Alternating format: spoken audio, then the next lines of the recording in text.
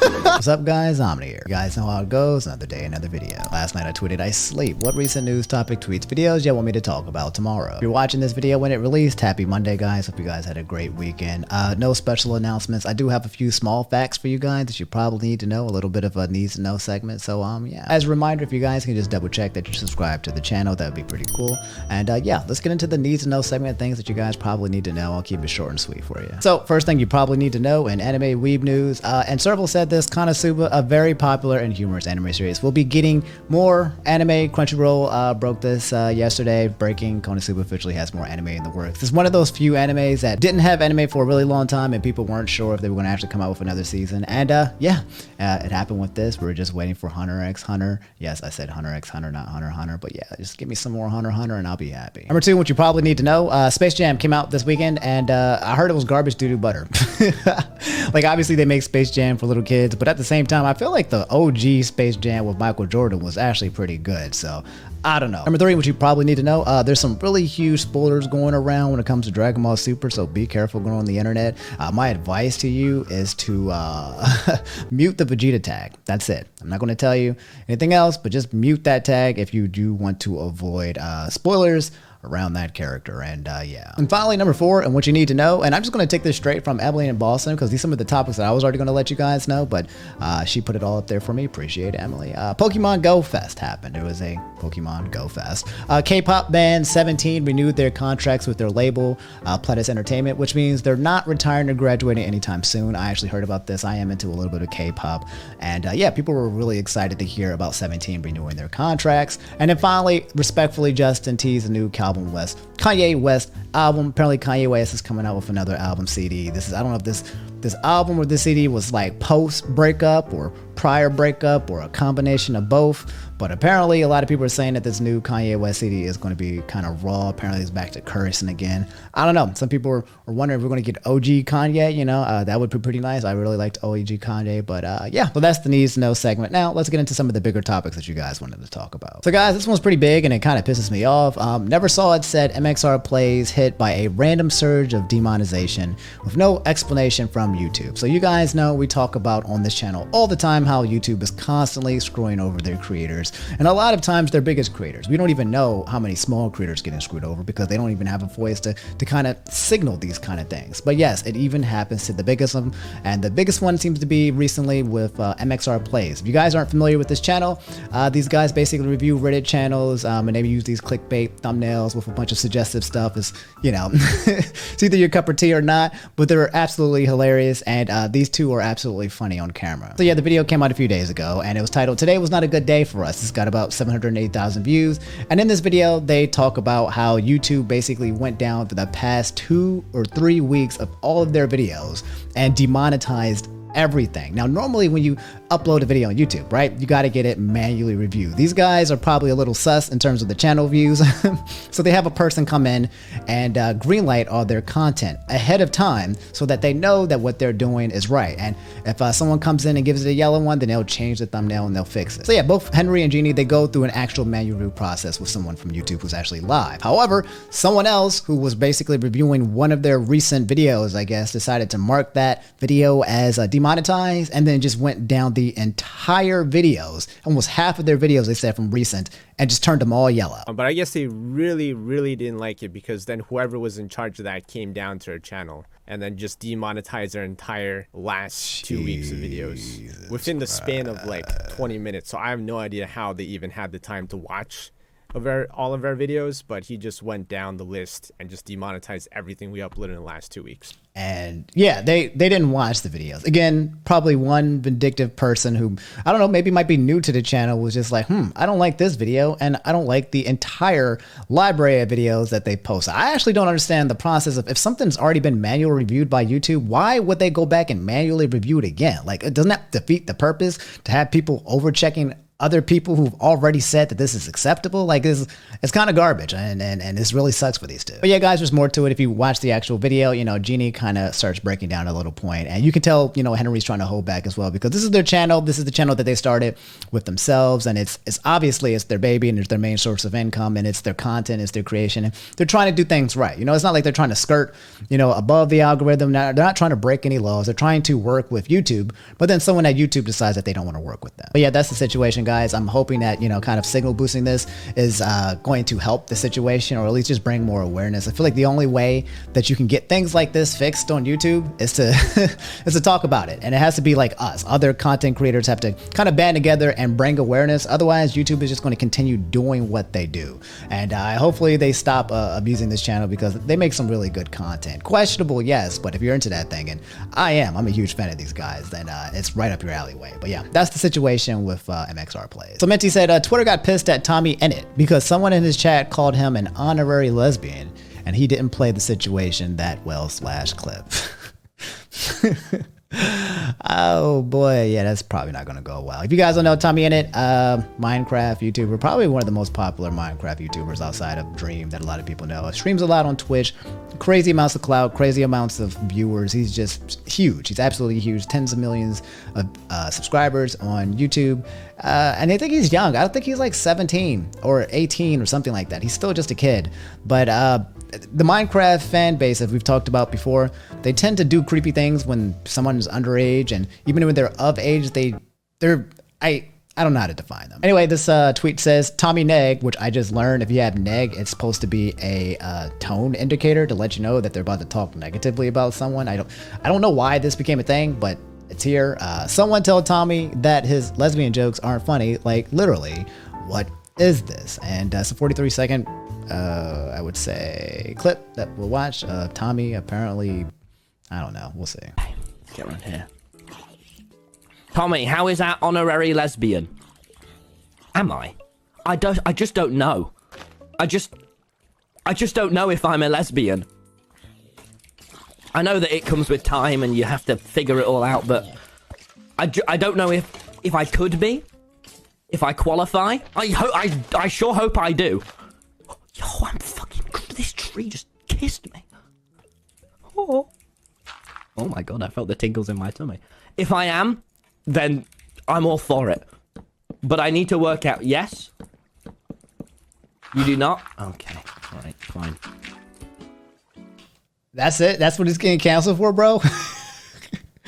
Wait a minute, come on, dude. We've talked about so many edgy kids making terrible comments and stuff on this channel, you know, problematic, racist, homophobic, transphobic, all that stuff. This is what he was getting canceled for. I don't know about you guys, but to me, this seems like that Tommy was basically just trying to do a bit. You know, he was reading the comment that happened on Twitch, and he was just trying to make a joke or make it funny or something like that. Someone called him an honorary lesbian, and he tried to turn it into a bit, and I guess it didn't turn out to be extremely funny for a lot of people, and you know, it happens. I think as like somebody like an entertainer or, you know, a comedian, sometimes you try to joke, and the joke doesn't fly, and sometimes that's just how it works in comedy. If you tell a joke and the joke doesn't fly, then someone might take it as unoffensive or as rude or as mean or as I don't know, but I don't see a lot of problem with what's going on with here. Maybe I'm missing it, but I just feel like they keep trying to make Tommyinnit worse. You know, someone just keeps trying to find reasons to dislike the guy. And so far from what I've seen, he seems like to be like a cool, chill kid. So yeah, that's the Tommyinnit neg situation. Do I want to go on Twitter to look at more comments? No. I literally don't want to go through Minecraft Twitter to find out what more people are saying about Tommyinnit, because I'm just basing it off my scope. I've seen worse. Could have said things better, but I've seen way worse. So yeah, guys, this one I'm actually really interested about. There wasn't really like crazy controversy around it, but KSI came out with something called like the KSI Show. I saw it trending for like the past week and a half or so, maybe 2 weeks, and I didn't know exactly what it was. So now I'm gonna kind of learn it with you guys here. Zenith said KSI spent $2 million, making his show and most of his fans are disappointed. Me personally didn't think it was that bad, so I didn't watch the KSI show. Apparently it was like a one-time thing where you go and you watch it, and let's learn about it together, shall we? With another article from MxR. I love these guys, and again, I am not sponsored by MxR, but guys, if you want to keep up on news on the actual internet, please come to MxR. I love these guys. KSI apologizes after fans disappointed by overhyped KSI show written by Jacob. So let's read into it. British YouTuber, platinum recording artist, and boxing extraordinaire, KSI promised to break the internet with the KSI show on July 17th, but had a rude awakening when his fans expressed their huge disappointment at the show. While there were no real suggestions over what the show would include, there were a number of KSI top collaborators across music, TV, and social media present, and fans had high hopes throughout the show and after it, though. Many fans expressed their disappointment online at what they dubbed the KSI concert, complaining about the number of musical performances. When KSI decided to make a reaction video looking through Reddit posts about the show, he clearly had high hopes, but he finished it feeling seriously deflated. And yeah, looking at this here, it says the KSI show, and it's got people like, I don't know many of these people. Okay, I saw Logan Paul, Ella Henderson, Jonathan Brawl, Lorraine Kelly, J1, Youngblood, The Simon, Emily Heskey, Nathan Daw, Jack Winehall, Digital Farm Animals, Dan Bilzerian, Annie Marie, Craig David. I know Craig David. What is he doing over there? Randolph, Big Zeus, Swarm. So yeah, a bunch of names. I'm surprised with all these names that the show didn't go so well. Continuing the article, admitting that he opened Reddit, quote unquote, gas to see the response to the show, KSI quickly fell back down to earth at the sheer amount of disappointed posts. With post after post from fans feeling like they've been conned, KSI didn't hide his emotions and spoke throughout the video on how upset he was by the response. He frequently mentioned that he took an L on the show and apologizes to paying fans who feel conned. Alright, well, that was today's Reddit video. Hell. I don't really know what else to say. Yeah, I'm sorry. I'm sorry, I pissed so many people off. For those of you that paid for it and were disappointed, I'm sorry. For those of you that illegally watched it and were disappointed, I'm sorry. You, but I'm sorry. Oh, this was a depressing Reddit. Well, maybe I could have done better with the whole like script part. I don't know.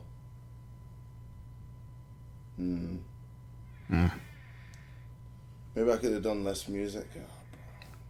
Yeah, that kind of sucks, right? Like, I mean, KSI is an entertainer. He tries to put out music. He tries to put out content, and I don't think he tries to con his audience. So I guess, you know, every now and then you might make something that doesn't sit well with the audience or wasn't as good that, you know, as expected. And it happens, right? In this industry, it happens. I mean, for those of you guys who don't know KSI, he has tens of millions of subscribers. He's been making content for years and years. And obviously, you can't make the best content every single time. So I feel like this is kind of one of those things where, yeah, I guess maybe potentially he has to hold the L. But, you know, I mean, I applaud his effort. He's going to continue to create content and continue to be an entertainer. This is something that he's going to get over. I feel bad because as a content creator myself, it's plenty of times where I made a video or did something that I thought would be amazing and it sucked. It was garbage. In fact, some of my best videos were things that I didn't think would ever fly or people would think that would suck. So it kind of hard to tell. From a content creator perspective, you know, putting things together versus a viewer looking at it and, you know, not appreciating it. So, yeah, this kind of sucks. But yeah, that's the KSI show situation. I guess he had a swing and a miss. I think he will bounce back. I think this would probably be more of an issue if, like, KSI was known for, like, lying or overhyping. And I don't feel like he's that kind of person. He's the type of person, in my opinion, who puts out very consistent, entertaining content on his main channel, on the Sidemen channel, and he's been doing it for years. He has, you know, strong integrity, the boxing, all that he does. So I'm like, all right, fine. Yeah, he can hold this L, but at the same time, he's not perfect, and he did his best, and he'll continue to improve. And I like the fact that he, you know, apologized too as well. Like he didn't have to apologize. He could have just been like, look, I tried. You know, that's it.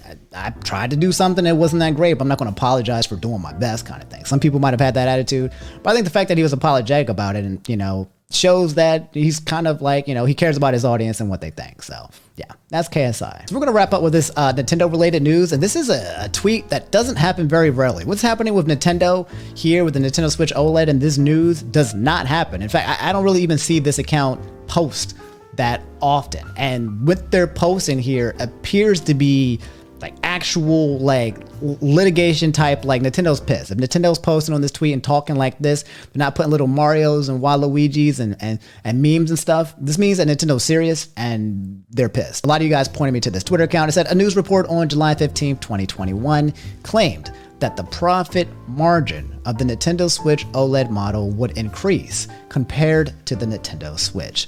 To ensure correct understanding among our investors and customers, we want to make clear that this claim is incorrect. For those of you guys who don't know what profit margin is, if my accounting if my accounting background does not mistake me, I believe the formula is like net profit. Profit margin equals like the net profit divided by the total revenue. Net profit being sales minus cost. So you take, let's say you make, you sell something, you make your revenue, you get $100, right? But it costs you $50 to make that. You know, costs you $50 to make things that you sold for $100. So you have a profit of $50 basically. And then the margin is you divide that $50 by, I think, another $100, which is the revenue that you made by itself, and then you get a percentage, which could be the net percentage of it, the profit margin percentage. I think that's what it is. Sorry, that's just off the top of my head. But basically suggesting that the Nintendo Switch OLED model, that they're making increased profit margin based on the cost that it took to go and make the OLED. Because if you guys don't know, when it comes to the Nintendo Switch OLED, there were some differences between the Nintendo Switch. The screen's bigger. The dock now includes an Ethernet cable inside of the actual dock versus where you had to buy it separately.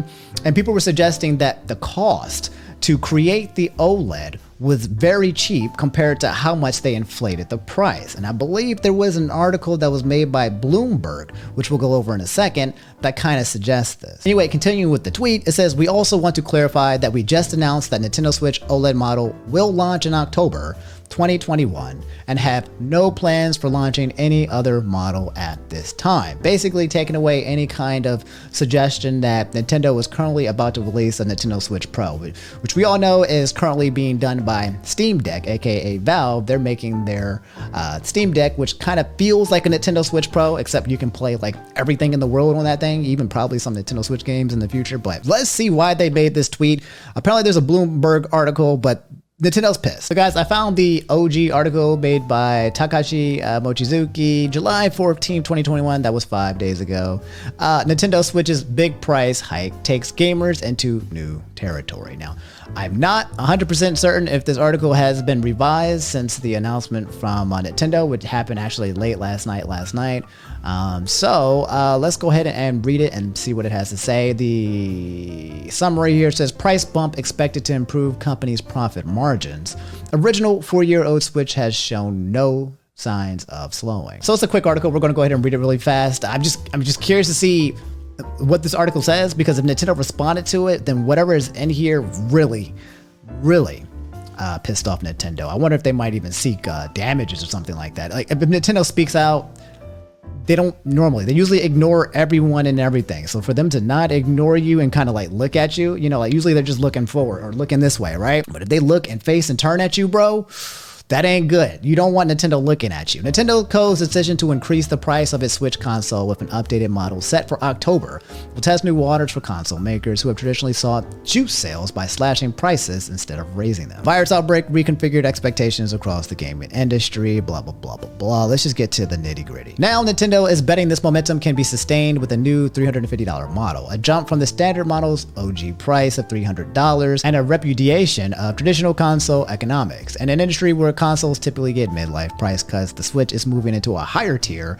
largely on the strength of a larger and better OLED display and some added storage. Yada yada yada, just talking about that. Come on, bro, let's get to the part where you messed up. Here we go. The new Switch 7-inch OLED display from Samsung Display Co. costs an additional $3 to $5 per unit, according to Yoshio Tamura, co-founder of industry research firm DSCC.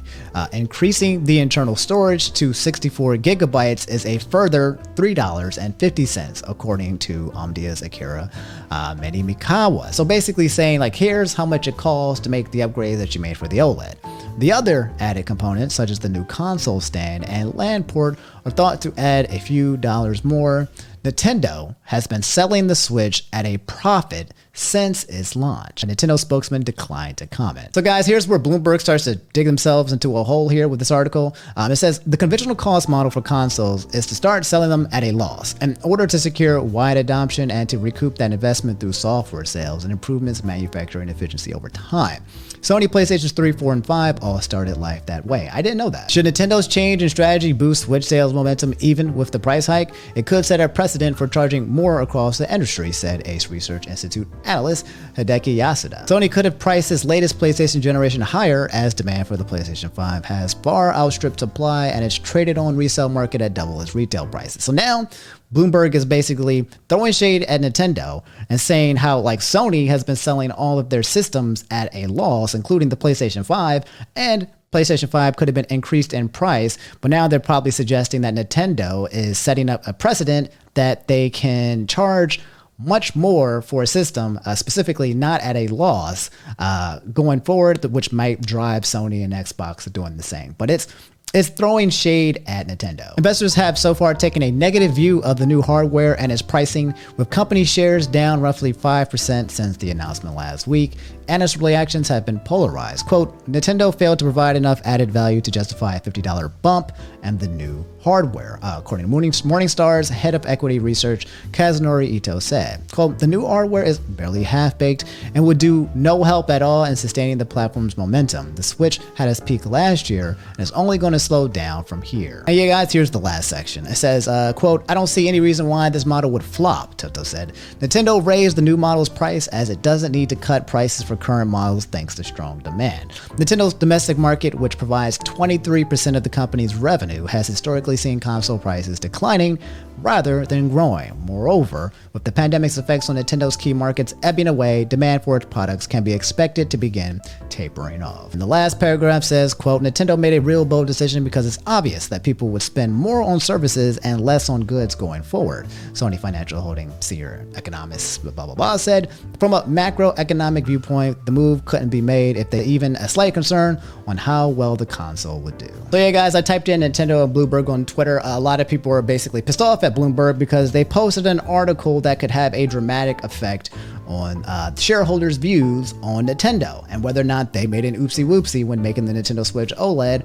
Are they doing the things that this article said? Now, when I read the article, to be honest, it looked like it was backed up by lots of support, lots of analysts, a lot of cost people. It looked like they did their due diligence, but it seems like their due diligence was off and wrong, and putting that information out there and suggesting that Nintendo is doing something that they're not, and Nintendo correcting you, I'm curious to see what will actually come from that, because it's damaging to their brand, it's damaging to their company, their stocks dropping down 5%. Bloomberg making an article talking about false news essentially is not good for the company, and now with the company responding back, it ain't good for Bloomberg. MBG said Nintendo isn't playing around anymore. Continued misinformation in Bloomberg reports contradict Nintendo's strategy outlined to investors and can be damaging to their brand and reputation. I welcome the transparency. So yeah, guys, that's the Nintendo Bloomberg thing. We got into a little bit of a business side of Nintendo, but I mean, I was very curious to talk about this just because seeing Nintendo speak out and seeing them pissed off that's the thing you want to pay attention to, because Nintendo does not speak to anyone ever. They don't care about you or me or us. So yeah, them putting their eyes in your direction is something I'm kind of like, what's going to happen? I wonder if there's going to be any blowback. I wonder if Bloomberg is going to make any revisions, if there's going to be an article going forward. I don't know. Curious to see how this plays out, but that's the Nintendo x Bloomberg situation. We also now know that a Nintendo Switch Pro is not coming anytime soon, so we can stop trending it and talking about it, and we can just literally just buy a Steam Deck. Hopefully you guys got yourselves a copy. I got myself a copy of it, and I'm excited to play it. But yeah, guys, that's all I have for today's video. I hope you guys enjoyed it. Do me a favor, if you guys haven't subscribed already, again, as a reminder from earlier in the video, if you could do that now, that'd be cool. Liking the video, again, will help with the algorithm. Let me know how you guys feel about the situations that I've talked about, because leaving a comment helps with the algorithm. And yeah, share the video. That also helps as well. I'll see you guys later, probably this Wednesday. And otherwise, if you guys want to catch me, I'll be streaming on twitch.tv/InfernalOmni. So I'll see you guys later. Take it easy. Stay cool out there, because it's hot everywhere, okay? Do your best and stay safe. All right? Brush your teeth, floss, deuces.